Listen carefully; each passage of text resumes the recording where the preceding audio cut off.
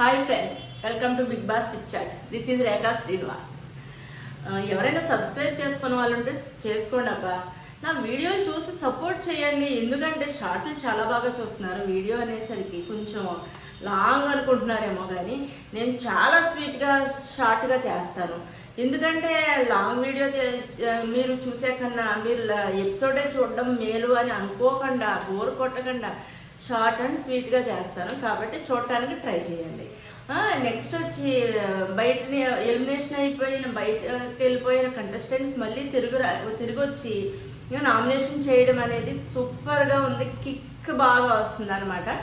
ఆ రకంగా నిన్న అయిపోయింది ఎపిసోడ్. మళ్ళీ ఇదే సెకండ్ డే కూడా నామినేషన్స్ కొనసాగుతున్నాయి. ఫస్ట్కి వచ్చి మన ఆదిత్య ఓమన్న రావడం ఆయన అవుట్పుట్ భలే ఉంటుందండి.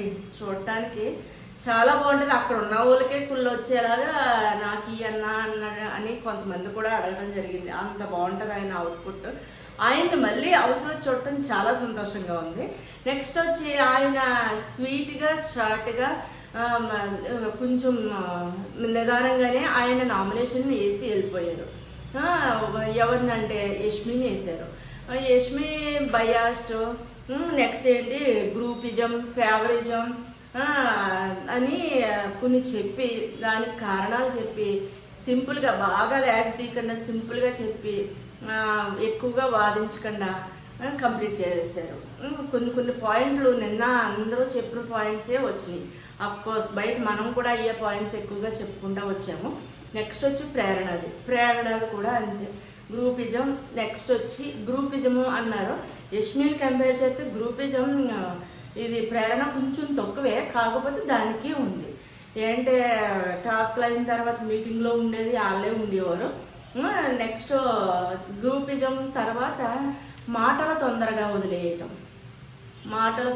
వదిలేయటం అంటే నాలాంటి నార్మల్ రివ్యూవరే దానికి వార్నింగ్ ఇచ్చింది. మాటలు కంట్రోల్లో పెట్టుకో, లేదంటే 4 కోసి చేతిలో పెడతారు జనాలు అని. మరి అక్కడ ఉండి వచ్చిన వాళ్ళకి ఇంకా బాగా తెలుస్తుంది కదా. ఇంకా దాన్ని చూసి అందరూ ఇదే చెప్తున్నారు అని నిదానంగా మార్చుకుంటాను. ఈ చిన్న ఇంట్లో అయ్యే మొక్కలతో అయ్యే ఉండి నేను కొంచెం మైండ్ డిస్టర్బ్ అయ్యి అలా మాట్లాడుతున్నట్టున్నాను, కంట్రోల్ చేసుకుంటానని కూడా అన్నదనమాట. ఆ రకంగా ఆదిత్య ఓం గారిది అయిపోయిందండి. నెక్స్ట్ వచ్చి నైని ఏమో వచ్చిన ఛాన్స్ సరిగా వాడుకోలేదేమో అనిపించింది నైని. అంటే అమ్మాయి ఇంట్లో ఉన్నప్పుడు కూడా అంతే పట్టినట్టు పాజిటివ్గా వెళ్ళిపోవాలి అనుకున్న అమ్మాయి. అదే మర్చిపోయాను ఇంకొక విషయం.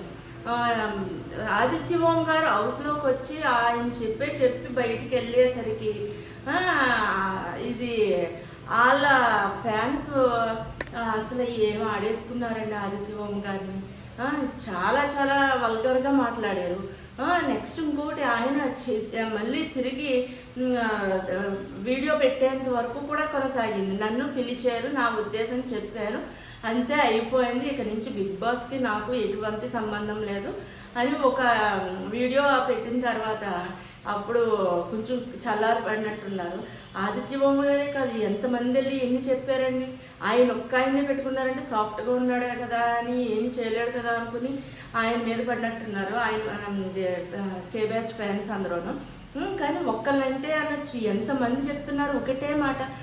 మీరు గుడ్డిగా నమ్మి మా అందరినీ ఆడుకోవచ్చు, తిట్టుకోవచ్చు, వల్గర్గా మాట్లాడచ్చు. అంటే వాళ్ళ ఫ్యాన్స్ వాళ్ళలాగా లేకపోతే ఎవరిలాగా ఉంటారు? ఆ రకంగా మాట్లాడుతున్నారు. తర్వాత ఆదిత్య ఓం గారిని కూడా ప్రాబ్లం చేయాలనుకున్నారు. అలా సరి అయిపోయింది. నెక్స్ట్ నైని వచ్చి హౌస్లోకి వచ్చిందండి. నబీల్ నామినేషన్ చేసింది. నబీల్ నామినేషన్ చేసి ఏమీ లేదు, గ్రాఫ్ తగ్గింది. గ్రాఫ్ తగ్గితే ఒక ఫ్రెండ్ లాగా ఒక మాట చెప్పమ్మాయి.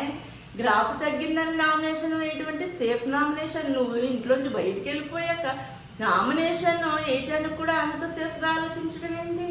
అక్కడ మైనస్లు చెప్పి నామినేషన్ చెయ్యమ్మా అని బిగ్ బాస్ నిన్ను పంపిస్తే నువ్వు వెళ్ళి సేఫ్గా అది సింపుల్ ఒక మాటతో చెప్పేసి వచ్చేసే విషయాన్ని నామినేషన్ వరకు తీసుకెళ్ళావంటే బిగ్ బాస్ నీకు ఆ ఛాన్స్ ఇచ్చి వేస్టే చేసుకున్నావు నువ్వు.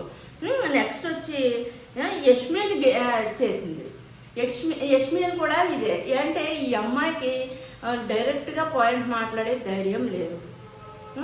యష్మికి కూడా ఇదే, మీరిద్దరూ లవ్ ట్రాక్ అని, గ్రూపిజం అని, ఇంకా కొత్త పాయింట్స్ ఏమీ లేవండి. పాత పాయింట్సే, కొంచెం సాఫ్ట్గా ఉన్న పాయింట్స్ చెప్పుకుని వెళ్ళిపోయింది అమ్మాయి. పైగా వచ్చి ఏమంది, నీకు నిఖిల్కి ఏమీ లేదన్నప్పుడు సూర్య గారు వచ్చినప్పుడు, అదే నేను ప్రీవియస్ వీడియోలో నేనే చెప్పాను కదా, విష్ణు మీద ఎందుకు అంత సీరియస్ అయ్యేవు, నిఖిల్లే కావాలని ఎందుకు సీరియస్ అయ్యేవు, కొంచెం చివరికి ఆ డ్యాన్స్ ఏమన్నా బాగా చేశారంటే వరస్ట్ డ్యాన్స్ అని మొఖమే చెప్పేసింది. దీనికి మాత్రం మొఖమే చెప్పింది, మిగిలిన పాయింట్స్ ధైర్యంగా చెప్పడానికి అవ్వలేదు తనకి. ఆ రకంగా ఇద్దరిని నామినేషన్ చేసి సేఫ్గా వెళ్ళిపోయింది. ఒక పక్కన నైనిది ఇలాగుంటే తర్వాత వచ్చిన మణికంఠ అండి, మణికంఠది కూడా ఇట్నే ఉంది. నిఖిల్ని నబిల్ని నామినేషన్ చేశాడు. నిఖిల్ సేమ్ పాయింట్, గ్రాఫ్ తగ్గిందనంట. తన వచ్చింది ఎలా ఉంది అంటే మోటివేషన్ చేసేలాగా ఉందని అక్కడ వాళ్ళు అనేసారు అనమాట. నామినేషన్ చేసినట్లేదు, మోటివేషన్ చేసినట్టున్నారు. వీళ్ళిద్దరూ ఆఫ్ టికెట్లని నిరూపించేసుకున్నారు. ఎక్కువగా ఏది వాదించలేకపోయారు, ఎక్కువ పాయింట్స్ ఏమీ చెప్పలేకపోయారు. గ్రాఫ్ తగ్గిందని నిఖిల్కి నబిల్కి వేశారు. ఈ మైండ్ మెచ్యూర్ లేని ఇద్దరు చిన్నపిల్లలు వచ్చి చేయడం వలన నబీల్ అనవసరంగా ఆ నామినేషన్ పడ్డాడు. ఒక రకంగా మంచిదే, ఆ అబ్బాయికి ఏమీ ఫరక్కే పడదు. ఏంటంటే వీళ్ళ మెచ్యూరిటీ లెవెల్స్ ఇక్కడ కనపడి అనమాట. జస్ట్ నీ గ్రాఫ్ తగ్గుతుందిరా పెంచుకో అని నైనిక్ కానీ మణికంఠ కానీ జస్ట్ ఒక మాట చెప్పేసి వెళ్ళుంటే వేరే, ఉన్న నామినేషన్ని వేస్ట్ చేసుకున్నారు. ఆ ఫైర్ లేదు, మేము ఉన్నప్పుడు ఫైర్ లేదు, ఆ సోనియా ఉన్నప్పుడు ఫైర్ లేదు, ఆ ఉన్నప్పుడు ఫైర్ ఉన్నప్పుడు లేదు, నిన్ను నామినేషన్స్ ఎక్కువ తీసుకురావట్లేదు వీళ్ళెవరోను. ఏం పాయింట్స్ అండి అసలు. గ్రాఫ్ పడిపోయిందని ఏదో చెప్పేసి వెళ్ళారు, ఇచ్చిన అవకాశం వేస్ట్ చేసుకున్నారు. నెక్స్ట్ వచ్చి సీతమ్మ. నాకు చాలా ఇష్టం అండి ఆ అమ్మాయి అంటే ఎక్కువ కాంట్రవర్సీల్లో లేదు. ఉన్నంతసేపు అమ్మలాగా అందరికీ వండి పెట్టింది. వచ్చి బయట ఉన్న అమ్మ, ఇంట్లో ఉన్న అమ్మ అని అనిపించుకుంది చిన్న వయసులోనే. ఆ అమ్మాయి వచ్చి ప్రేరణ అని యష్మిని నామినేషన్ చేసింది. యష్మికి ఒక పాయింట్ చెప్పిందండి నైని చెప్పింది, సీత కూడా చెప్పింది. ప్రేరణ హస్బెండ్తో డేటింగ్లో ఉన్నప్పుడు క్రింజ్ అన్న వర్డ్ వాడేవు, చాలా తప్పు అది, ఎందుకు అలా మాట్లాడతావు అది ఇది అని చాలాసేపు మాట్లాడారు. ఇది మా కవరింగ్ చేసేసుకుంది. నేను అప్పుడు అనలేదు, సారీ అవినాష్ తేజ కామెడీ చేస్తున్నప్పుడు అన్నాను, అప్పుడు అనలేదని ఏదో కవర్ చేసింది. ఇదే పాయింట్ సీత కూడా చెప్పింది అనమాట. యష్మి అలా మాట్లాడటం తప్పు కదా, ఒకరిని కించపరచడం తప్పు కదా అంటాం, మళ్ళీ లవ్ అంటాం, మళ్ళీ విష్ణుని ఇలా చేయటము అనటం, అదే డ్యాన్స్ ప్రోగ్రాంలో ఎన్ని పాయింట్స్ చెప్పారు, కొత్త పాయింట్ ఏమీ లేదు. ప్రేరణకు కూడా అంతే, కొత్త పాయింట్ ఏమీ లేదు. నిన్నటి నుంచి సాగుతున్న భజనే మొత్తం మీద ఇలా చెప్పేసి వాళ్ళ డ్యూటీ వాళ్ళు చేసుకుని వెళ్ళిపోయిన తర్వాత మొత్తం మీద ఈ వారం నామినేషన్ కంప్లీట్ అయ్యి ఫైనల్గా ఎవరు నామినేషన్ అయ్యారో బిగ్ బాస్ అనౌన్స్మెంట్ చేసేసారు. ఏంటంటే కే బ్యాచ్ మొత్తం నామినేషన్లో ఉంది, ప్లస్ నబీల్ నామినేషన్లోకి వచ్చాడు. మొత్తం ఈ 5 నామినేషన్స్లో ఉన్నారు. కాకపోతే ఈ నామినేషన్ అయిన తర్వాత ఓటింగ్ రిజల్ట్ చూస్తే మొత్తానికి అందరూ ఎక్కువగా పడింది నిఖిల్ మీద, ప్రేరణ మీద, యష్మి మీద. నిఖిల్ అయితే ఒక రేంజ్లో బ్యాడ్ అయిపోయాడు అనుకోవాలి. అంటే యష్మి కావాలని చేసిందో నిఖిల్ కావాలని చేశారు వాళ్ళిద్దరికే తెలియాలి. ఆ లవ్ మ్యాటర్ ఫేక్ అని, నిఖిల్ది ఫేక్ అయితే నీదేమైందమ్మా, నీది కూడా కొంచెం ఫేక్ అనే అనిపించింది కదా. అప్పటి వరకు ఏ వచ్చి బి అన్నారు, బి వచ్చి సి అన్నారు. ఆ తర్వాత అంతకుముందే జరిగిన విష్ణుప్రియతో గొడవ, నిఖిల్తో డ్యాన్స్ చేయడానికి అవ్వలేదని నువ్వు ఏ రేంజ్లో చేసావు. ఒక రకంగా చూసిన వాళ్ళందరికీ మీ ఇద్దరు ట్రాక్ మీదకి వచ్చేసారు అనడం. నిఖిల్ నీకు దాని మీద అంత ప్రేమ ఉంటే, గౌతమ్తో బాగుంటే నీకు ఎందుకు అంత కుళ్ళు రావటం, కిచెన్లో యష్మి తల్లో ముద్దు పెట్టి రావటం, ఇవన్నీ ఏంటి, మమ్మల్ని పిచ్చోళ్ళని చేయాలా అనుకున్నారా ఏంటి అనేది ముందు నేను కూడా వీడియో చేసి పెట్టాను. అదే ఇప్పుడు హౌస్ మేట్స్ అందరూ వచ్చి కూడా చెప్పేసి వెళ్ళారు. ఈ రకంగా అందరూ ఆ నిఖిల్ మీద పడిపోవటం వలన, తన బేడ అయిపోవడం వలన ఎప్పుడు కూడా మన బిగ్ బాస్లో అంతే అండి. టార్గెట్ ఒకే మనిషి ఎక్కువగా అవుతూ ఉంటే ఓట్లు ఎక్కువగా పడతాయి, సింపతి ఎక్కువ సంపాదించుకుంటారు. ఆ రకంగా ఇప్పుడు ఓటింగ్లో నిఖిల్ ఒక రేంజ్లో ఉన్నాడు అనమాట. ఎవరికి అందని రేంజ్లో ఉన్నాడు. ఎవరికేంటి నబీలకు కూడా అందని రేంజ్లో ఉన్నాడు. ఒక 20% దూరంలోనే ఉన్నాడు. అంత బాగుంది. ఒకనొక టైంలో 45% ఒక ఓట్ బ్యాంక్ 0.5% నిఖిల్కే అయినట్టుగా ఇప్పుడు ఒక రేంజ్లో నిఖిల్ ఓటింగ్లో ఉన్నాడు. నెక్స్ట్ నబీలు.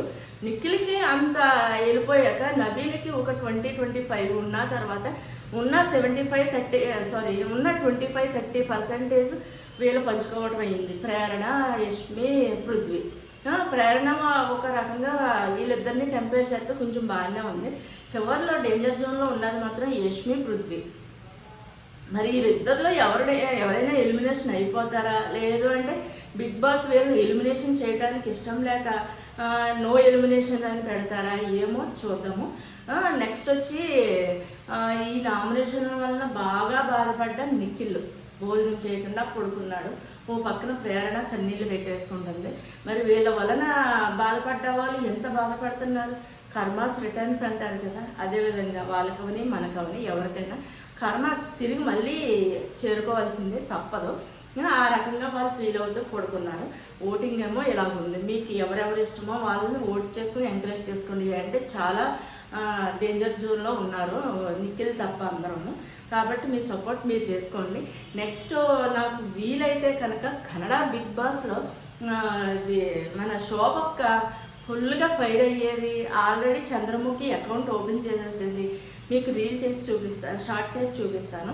వీలైతే చూసి నన్ను ఎంకరేజ్ చేయండి. నా వీడియో, నా ఛానల్ నచ్చినట్లయితే లైక్ చేయండి, షేర్ చేయండి, కామెంట్స్ కూడా చేయండి, సబ్స్క్రైబ్ చేయండి. Bye friends.